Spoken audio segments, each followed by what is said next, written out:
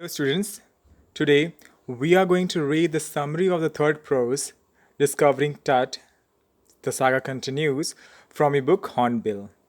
So let's get started. The author is A.R. Williams. The saga continues. Alright, the saga का मतलब होता है कथा या कहानी और continues मतलब जो चली आ रही है. सो इस चैप्टर में हम देखेंगे कि एक राजा की मिस्ट्री, उसकी डेथ की मिस्ट्री जो उसकी गुत्थी नहीं सुलझ पाती है, वो काफ़ी समय से वैसे ही चली आ रही है. सो इस चैप्टर में हम देखेंगे. Alright, so let's see the history and background.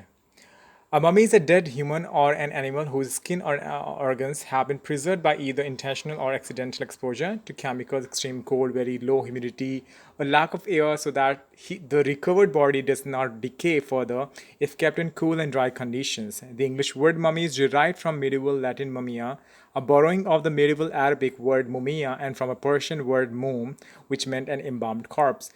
So, mummy जो है कैसे बनाई जाती है, वो एक डेड ह्यूमन होती है. ऑलराइट, यानी वो मृत शरीर होता है और किसी इंसान का भी हो सकता है और जानवर का होता है, जिसकी स्किन और उसके ऑर्गन्स को प्रिजर्व करके रखा जाता है और उसे केमिकल्स उसमें लगाए जाते हैं, मसाले लगाए जाते हैं और उसको लो ह्यूमिडिटी पे और एक्सट्रीम कोल्ड पे रखा जाता है जहाँ पे हवा ना पहुँच सके, ताकि उसकी बॉडी जो है अच्छे से प्रिजर्व की जा सके और उसकी जो शरीर है, जो बॉडी है, वो सड़े ना, डिके ना हो. राइट. सो और जो ममी वर्ड है वो एक्चुअली जो ममी वर्ड डिराइव हुआ है वो लैटिन वर्ड से हुआ है ममिया, और लैटिन जो ममिया वर्ड है वो भी मिडिवल अरबिक वर्ड से डिराइव हुआ है, और जो मुमिया जो आपका अरबिक वर्ड है वो भी आपके पर्शियन वर्ड से है. सो आपका अरबिक वर्ड मुमिया और पर्शियन वर्ड मोम से आपका डिराइव हो कि आपका लैटिन वर्ड ममिया निकला है, जो कि बाद में ममी हो गया है. ऑलराइट. सो मोम जैसे वैक्स हम जानते हैं, जिसका मतलब होता है एम्बाम्ड कॉर्प्स, यानी जो मृत शरीर होता है उसको मसाले लगाकर एम्बामिंग करना उसको. और जैसे कि हम जानते हैं कि मम्मी को मसाले लगा के उसको फिर बैंडेज उसमें लगाए जाते हैं, फिर से कॉफिन में रख दिया जाता है. Alright, let's see the summary now. Discovering Tut, the saga continues, is a chapter which gives us an in-depth insight of Tutankhamun, the last ruler of the powerful pharaoh of dynasty in Egypt. He was a teenager when he died, and his death was a mystery. Some speculated that he was murdered. He ruled in Egypt and its empire for centuries. In 1922, his tomb was discovered by Howard Carter, a British archaeologist. After 80 years, he was taken from his resting place for CT scan, which offers to solve the mystery of his life and death by creating a forensic reconstruction. So, discovering Tut में हम देखते हैं कि टूटन खामन एक pharaoh है, एक फ़िरौन है. जैसे कि इजिप्ट में जो राजा हुआ करते थे उनको हम फ़िरौन बोलते हैं, और वो बहुत ही शक्तिशाली और पावरफुल फैमिली से बिलोंग करता था और एक बहुत ही पावरफुल रूलर हुआ.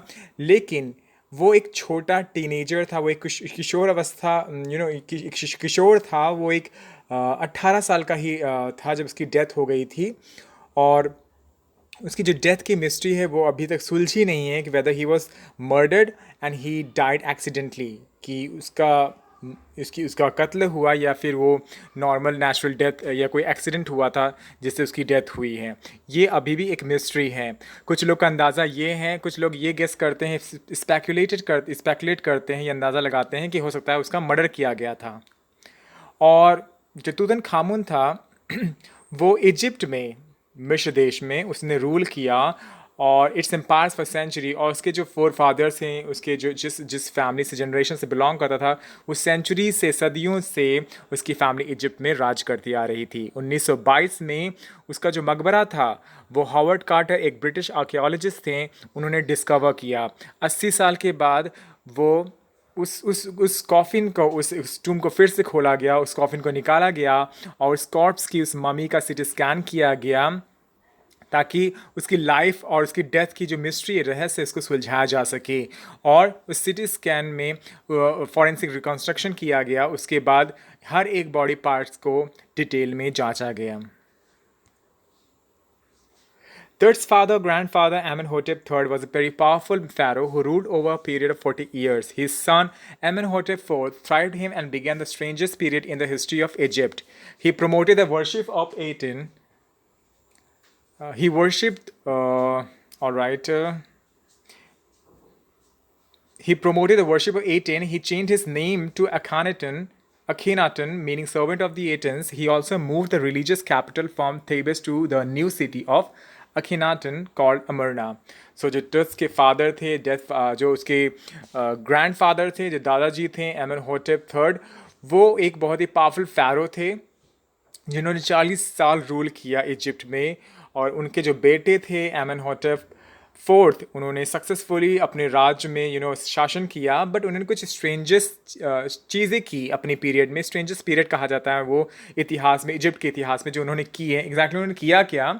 ही promoted the worship of Aten. उन्होंने एटन की वर्शिप को प्रमोट किया, जो कि एक सन डिस्क, यानी एक सन का जो डिस्क होता है सूरज का, उसकी वर्शिप, जिसको हम एटन बोलते हैं, ईश्वर वहाँ के देवता थे, उसकी वर्शिप प्रमोट की उन्होंने।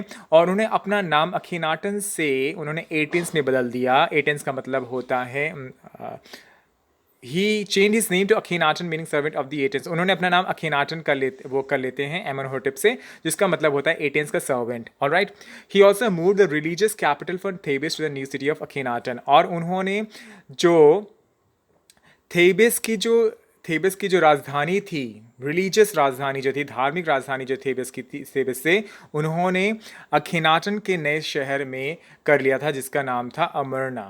Alright, let's see the next page. Further, he attacked Amun, a god, smashed his images, and closed his temples. Another mysterious ruler succeeded him, who died soon. Next, Tutankhamun, also known as Turt, sat on the throne and ruled for 9 years.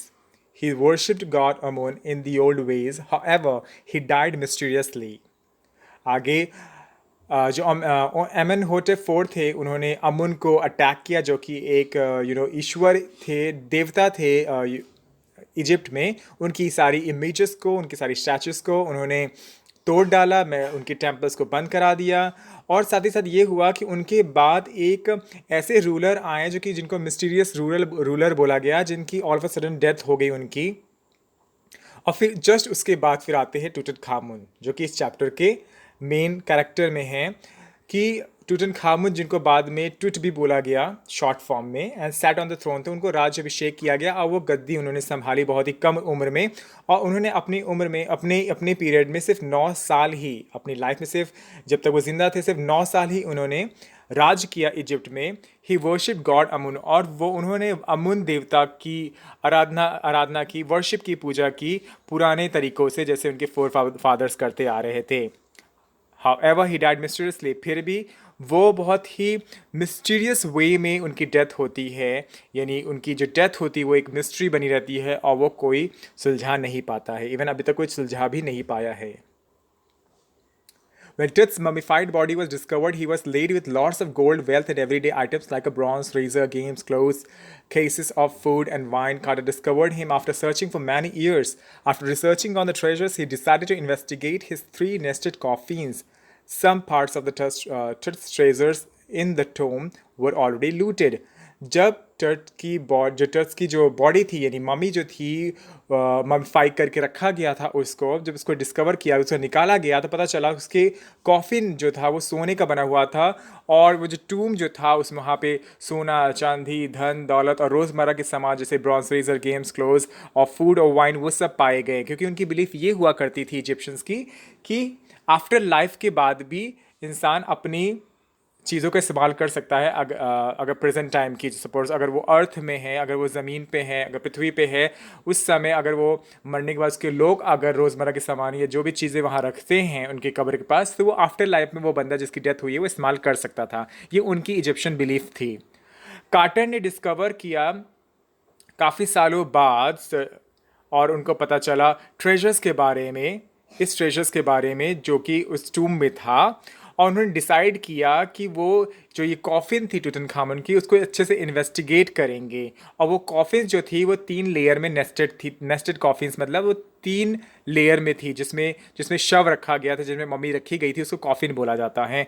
Some parts of the Tut's treasures in the tomb were already looted, और उस टूम में, उस मकबरे में tert के बहुत से खजाने थे जो ऑलरेडी लूट लिए गए थे, डाकुओं या चोरों ने उसको लूट लिया था।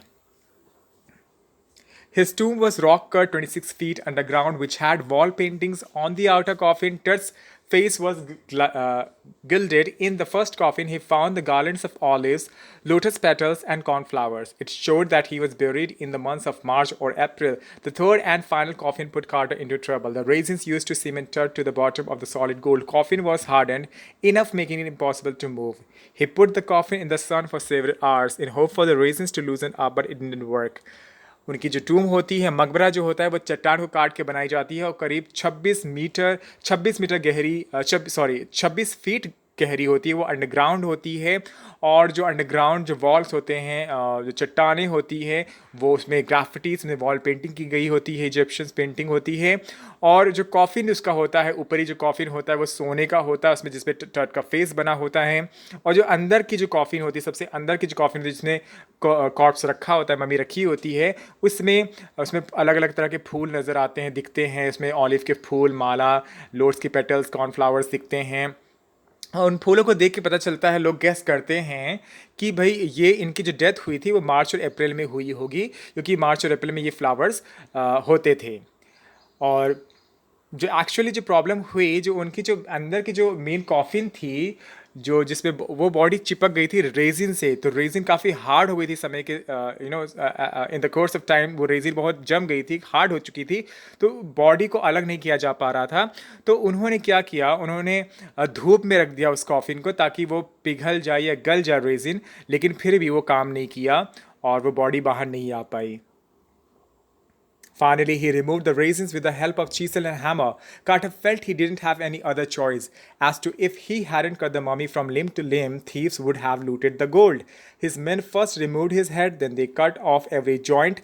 After removing the body parts, they placed it on the layer of sand in a wooden box. आखिरकार उन जब वो धूप से नहीं निकली वो बॉडी, जो कि रेजिन्स में चिपक चुकी थी, तो फाइनली उन्हें छेनी हथौड़ी से निकाला गया। और कार्टर को ऐसा इसलिए लगा कि उनके पास कोई ऑप्शन नहीं था, अगर वो बॉडी को ना निकालते, उस कॉर्प्स को ना निकालते इन्वेस्टिगेशन रिसर्च के लिए, तो उस बॉडी को अगेन खजाने के चक्कर में फिर से लूट लिया जाता। हो सकता है बॉडी, या हो सकता है कॉफिन को ही लूट लिया जाता, कोई लूट लेता। तो इसलिए उनको उस बॉडी को निकालना पड़ा, और उन्होंने बॉडी के पार्ट्स अलग किए छेनी हथौड़ी से। सबसे पहले उनका सर निकाला गया, फिर उनके अलग अलग सारे पार्ट्स निकाले गए, हर एक जॉइंट को अलग किया गया। इस तरह उनकी बॉडी को उस कॉफिन से बाहर निकाल लिया गया, और उनके पार्ट्स को एक वुडन बॉक्स में बालू रखा हुआ था, पड़ा हुआ था, उसमें उस बॉडी पार्ट्स को रख दिया गया। In 1968, the mummy was X-rayed by an anatomy professor, revealed few facts. His breastbone and front ribs were missing. Later, on January 5, 2009, it was taken for CT scan, which takes hundreds of X-rays and creates a three-dimensional image. 1968 में उस mummy का फिर से x ray किया गया, और इस समय जो एक्सरे किया उन्होंने, वो एनाटॉमी के प्रोफेसर थे, और उनके सामने कुछ फैक्ट्स आते हैं निकल के। वो इन्हें ये पता चलता है कि उनकी जो ब्रेस्ट रहती है, ब्रेस्ट बोन यानी चेस्ट के पास की जो बोन होती है, और जो सामने की पसली है, वो गायब रहती है। बाद में पता चलता है 5 जनवरी 2009 को, जब दोबारा टर्ट की सिटी स्कैन की जाती है, उस मम्मी की सिटी स्कैन किया जाता है, और हंड्रेड्स ऑफ एक्सरेज होते हैं, उनके सैकड़ों एक्सरे किए जाते हैं, और जो कि एक थ्री डायमेंशनल इमेज प्रोड्यूस करता है। उस प्रोसीजर के दौरान, उस प्रोसेस के दौरान पता चलता है कि ये क्या प्रॉब्लम थी उनकी, और भी डिटेल उनकी जानकारी पता चलती है उनकी डेथ से रिलेटेड। बट अभी भी ये मिस्ट्री सुलझी नहीं कि वेदर ही वॉज मर्डर्ड और ही डाइड एक्सीडेंटली, कि उनकी मौत हुई थी या फिर उनका मर्डर किया गया था। The night of the scare, the workmen carried his body from the tomb in a box. They climbed ramp and stairs and lifted it on a hydraulic trailer that held the scanner. The scanner stopped working, which paused the procedure. After using a pair of spare fans, the scan was finally done. After 3 hours, his body was taken back to his tomb, where his body is resting in peace. जब रात को scanning हो रही थी तो जो कारीगर थे, जो कर्मचारी थे, वो उनकी बॉडी को टूम से निकाल के बॉक्स में जो टूम से निकाल रहे थे, और जो कि बॉक्स में थी, इन अ बॉक्स। और जब वो रैम से लेकर, वो अंडरग्राउंड था, जब वो रैम से लेकर ऊपर जा रहे थे, और एक हाइड्रोलिक ट्रेलर मशीन में उससे उन्होंने खींचा और बाहर निकाला उन्होंने टूम में, उसका स्कैनर किया गया। और फिर जो स्कैनर जो था, जो स्कैन हो रहा था, प्रोसीजर स्टार्ट हो रहा था, तो वो काम करना बंद कर देता है, प्रोसीजर रुक जाता है। बाद में क्या होता है, जो स्पेयर फैंस होते हैं उनका इस्तेमाल किया जाता है। फाइनली स्कैनिंग प्रोसेस जो होता है, प्रोसीजर जो होता है, वो पूरा होता है। तो 3 घंटे के बाद उनकी जो बॉडी होती है, स्कैनिंग प्रोसीजर होने के बाद, उस बॉडी को वापस उनके मकबरे में वैसे ही रख दिया जाता है जैसे वो पहले रहती है, सुरक्षित और रेस्टिंग इन पीस। सो ये रही इस चैप्टर की summary. Thank you so much, everyone, for being with me in this lesson. Goodbye.